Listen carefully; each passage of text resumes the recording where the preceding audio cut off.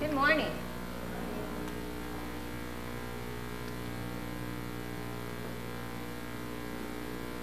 Let's see. We haven't sung a cappella, huh? In a long time. When I was preparing for this sermon this week, I encountered this story, and I was actually sort of looking forward to it, so that when I was sort of going over all the scriptures that were coming up during the season of Lent, I was sort of looking forward particularly to this one. I've never preached on this text. I like this story, so I was sort of like, what will come if I get to study it a little bit more? And as I read it and read it and read it, as I do over the week, lots of different things started coming, but it was sort of like, you know, when you're writing a paper where you're about to do things and you have like 18 different choices of what to do. It's like the toothpaste or the cereal aisle, right? So many choices, what do you do?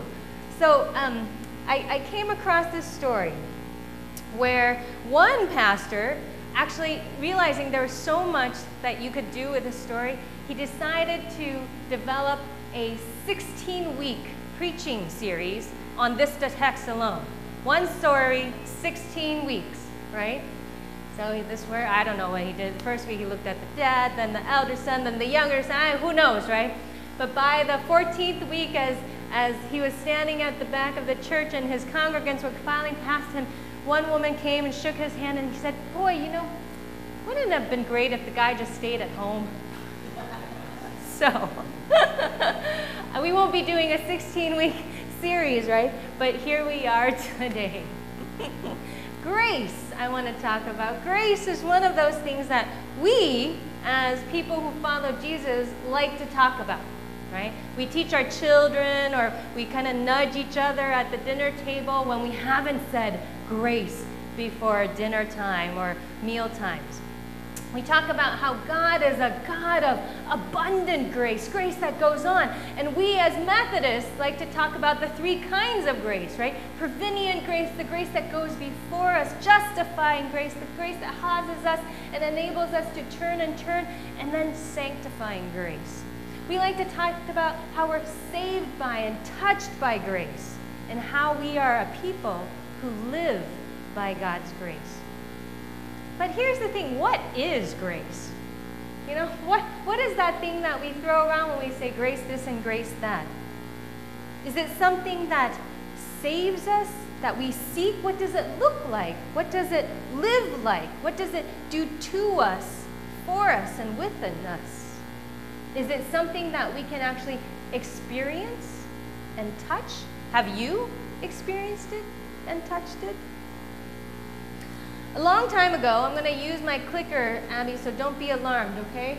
A long time ago, someone told me this definition. I was still quite young, right? But they gave me this definition of grace. They said, if mercy is not getting what you deserve, then grace is getting what you do not deserve. Okay, let me say that again. I know Donna has like the bunched up eyebrows, like, oh, me too, right? If mercy is not getting what you deserve, grace is getting what you do not deserve. Slowly sinking in? So here was what I did with it with my childlike mind. Getting what you do not deserve. So I thought, okay, in my childlike mind, I was like, maybe it's kind of like getting a birthday present when it's not even your birthday, right?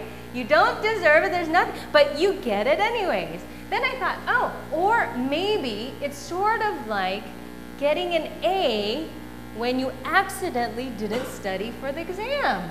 Oh, that'd be pretty good. And then I thought, okay, as a child, I thought even more. I thought, okay, maybe it's like getting a hug instead of getting the spanking that you were expecting.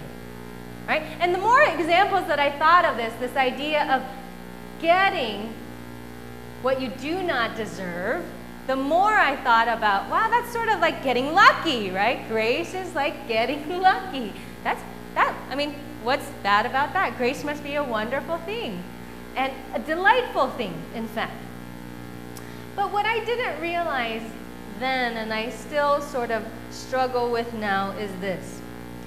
deep down in the darker regions of my belly, I sort of sometimes wonder, and I have to confess, I sort of think, actually, I'm not sure anyone, even myself, right, deserves to get lucky.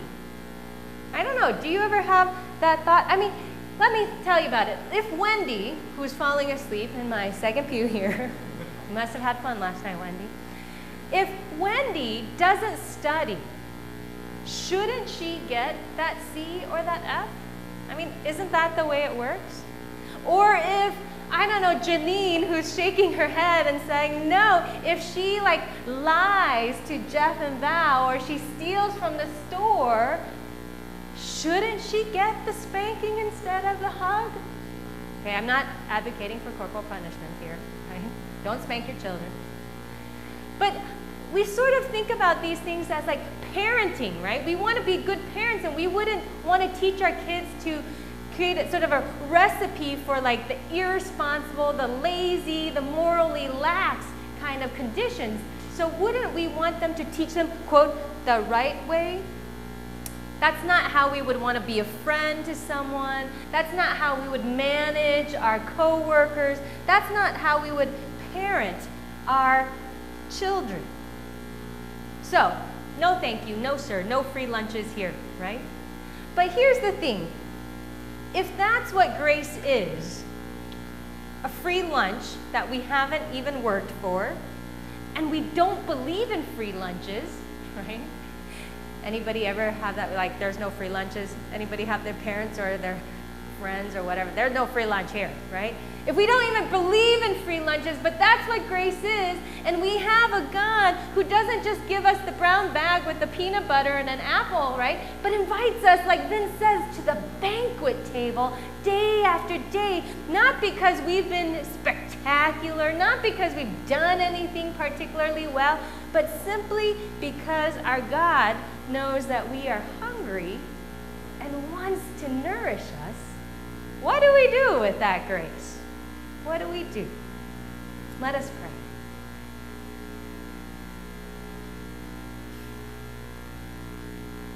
God, we woke up this morning, and if everybody was like me, it was a little bit discombobulated. The alarm clock didn't quite go off when it was supposed to, and the time was not what I was expecting. But I woke up and I took my first breath, God, and I give thanks that I was alive. As we gather and we listen for ourselves and for this community, once again to the familiar story, the one about the brothers and the father. May we seek out to listen for the ways that we have been lost yet found, dead yet alive, because solely and only because of your grace. We pray this in the name of the one who loved us and told us this story, Jesus the Christ. Amen. So, how many of you sort of like, you can tell the story backwards and forwards? It is not a new story for you. Raise your hand. Al, you should be raising your hand. In fact, this morning, as Becky led gathering time, it was kind of fun because Jenny, Michael, Cyrus finally piped in, and Abby piped in, right, with the story. And there are parts of it that I had actually never heard. And I was like, wow, it's so interesting how the story grows and grows, right?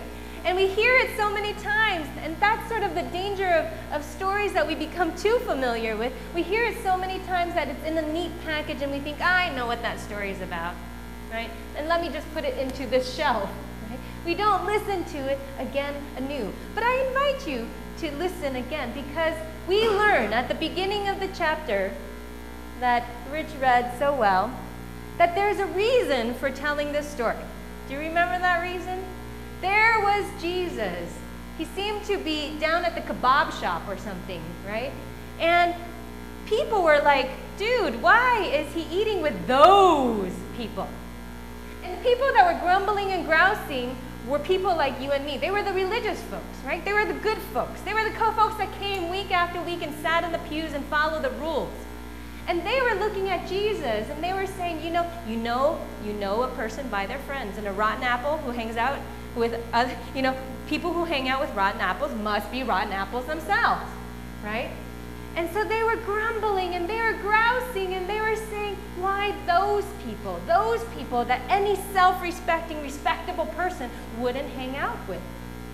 And Jesus, I don't know if he was over his shawarma or his falafel sandwich, sort of overheard this grumbling, grousing that was happening in the corner, but he actually responds. And it's interesting because he doesn't respond by telling them, hey, right? He doesn't shove anything down their throat. They say, come closer and let me tell you a story. He doesn't just tell one, he tells 3 stories. Do you remember? The first one is about the shepherd who would gladly leave his 99 sheep when he finds that one is lost. And when he finds that one, it says, he would put the sheep over his shoulders and go so happily back and actually have a celebration because he found one. That doesn't make sense in our capitalist sort of calculations, right? 99, 1, who cares about that one, right? 1, I still have 99, I can still make some money, I can still shear the wool and make myself some good coats. Then he tells the story about the widow who has, I don't know if she was a widow, a poor woman, who has 10 coins. And you can imagine she has stuffed them underneath her mattress. But one day she goes and lifts the mattress and all of a sudden she realizes there's only 9. And maybe like you and me who lose keys a lot, she flipped the whole house up and down in order to just find that one. And when she finds that one, I think she goes and spends it to have a party, actually, right? So maybe it was good that it was lost anyways. But she is so happy. She rejoices and says, we actually think when we were sort of sitting with Jesus and watching him eating with those people, we actually think that those people that Jesus was eating with deserve to be ignored. They deserve to be iced out. They deserve to be avoided. I mean, look at them, right? So I have to admit that I'm a little bit on the side of the people that sit in the pews. It's a story that we tell that when we come to it with the prodigal and 2 sons, that we become familiar. It's about that younger one, right? Who dares to do something that doesn't just cause his dad shame, he actually brings shame. Now we're a culture that is big into face, right? We don't want to lose face at any ground.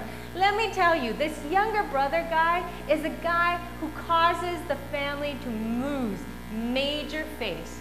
Because what he does is so bad that he asks his father for his portion of the inheritance. Now what you and I might not have realized is that that's like wishing your dad is dead. Can you imagine if your son, Rich, came and said, I wish you were dead, so give me what I would get if you were dead, right? That would like pierce your heart. So he doesn't just do that, but here's the thing, the people, the Jewish people, actually believed that the land that the family held were ancestral lands given by God as a gift to the family.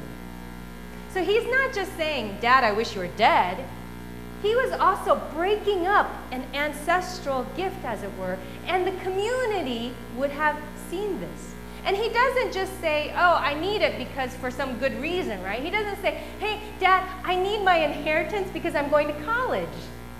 I need to pay for tuition. He doesn't say, oh, I need it for a down payment to buy my first house. You know, they're really expensive these days. No, he goes and he decides, he seems to hitchhike to goodness knows where, and then it says to enjoy dissolute living. I have to admit, I had to look up dissolute. I was like, I don't know what that word means, right? So dissolute means something like unrestrained morally, or sort of indulging in, what was it? Let me see. Indulging in sensual pleasures. Okay, I want to say no more, but I leave the rest up to your imaginations, right? This guy is doing something, and he takes land money, he sells it off in a quick second, he has all this money, and what does he go and do? He spends it on these kinds of things, but he spends it all. I don't know if it was like in a hot second or over years, but soon he enters a time when the country he's living in encounters a failed economy, right? A famine comes. And he's sitting there, and what does he do? It gets worse and worse, because not only has he done this to the family, not only has he done this to community, not only has he ran away and lost all his money, it's so bad that he goes and works for a pig farmer. Now, you know things are bad when a Jewish person is working for a pig farmer, right? And would like to eat what the pigs are going to eat. And as he's sitting there wallowing, you have those picture books, right? We remember as children those picture books. You can see him now. He's sitting there wallowing away. And you think, I'm not really rooting for this guy right now because he is kind of a jerk. But he does something that I find even more jerky. He decides to go home not because he's like, oh man, I've been just such a jerk. I'm so sorry, I'm so sad at what I've done with my family. He doesn't say, I want to go home because I miss my family. Gosh, they've been so good. No, he decides to get up and go home because what he realizes is his dad's workers eat more than he does, right? And the kid is hungry. He decides to go home. He comes to himself, not because of some repentant heart. He seems to come because he thinks, I know where I can get me a good meal, right? So he starts rehearsing the excuses. He's like, okay, this is what I'm going to say, and if I say it like this, and I just get the words right so, then my dad's going to, I just have to say it right. So you can just see him walking down, right? Hitchhiking his way, like, I'm going to say this. Dad, I have sinned against you, and trying to get the words right. And how many of you have done when you know you've been caught, you're like thinking up like, what can I say to like get myself out of this one? Mom, Dad, I'm really sorry. I remember a time when I dripped water on my face so that there would be tear tracks, even though they were dried by the time my parents came home, okay? So I'm not different from this guy. But I know, I'm pretty sure Luke's hearers, just like me, were not rooting for him. And maybe you have a bigger heart. In fact, I think by the time he gets home, I'm kind of like, please punish the kid. Please. I mean, no spanking, but like time out or something. Go to your room or do something. Yeah, work as a hired hand. But as he's coming over the hill, right, the dad sees him. And it's almost like he's been waiting for him. He's been watching for him. He's been seeking. He's been waiting for that kid to come onto the horizon. Because as soon as he does another super embarrassing thing. Not only has he allowed the kid to sell off the land because he had to give permission for that to happen, he actually picks up his robe, he starts running. Now, no self-respecting Jewish patriarch would run in the middle of the community. But there he goes, embarrassing himself for what? For this not good, what do you say? Good for nothing. That's what I was trying to say. Good for nothing son of his, right? And he runs, and it says this.